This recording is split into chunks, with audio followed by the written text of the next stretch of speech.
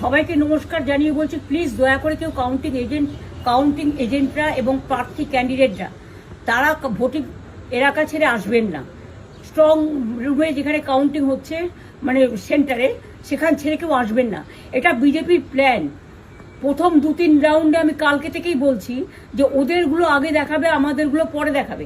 এবং অনেক জায়গায় 2-3 রাউন্ড কাউন্টিং করার পরে প্রায় 100টা জায়গায় কাউন্টিং বন্ধ করে রেখে দিয়েছে। এবং কল্যাণীতে ধরা পড়েছে 7টা মেশিন, যেখানে কোনো মিল নেই। এটা টোটাল ফোর্সফুলি সেন্ট্রাল ফোর্সকে দিয়ে চারিদিকে তৃণমূল কংগ্রেসের উপর অত্যাচার করছে, অফিস ভাঙছে, জোর করে দখল করছে। এসআইআর নামে আপনারা দেখেছেন ভোট লুট করেছে যাতে যে সিটগুলো জিততে পারে। কিন্তু এখনো এমন 70টা সিট আছে, 100টা সিট আছে যেগুলো আমরা এগিয়ে আছি, সেগুলো বলছে না। টোটালটাই মিথ্যে নিউজ খাওয়াচ্ছে। আগে ডিআইসিও এই খবরগুলো দিত, কিন্তু তাকে কালকে চেঞ্জ করে দেওয়া হয়েছে। টোটালটাই ইলেকশন কমিশন নিজের ইচ্ছে মতো খেলছে, এবং সাথে কেন্দ্রীয় বাহিনীকে নিয়ে। এবং আমাদের পুলিশরা টোটাল মাথা নত করে কেন্দ্রীয় বাহিনীর আন্ডারে কাজ করছে।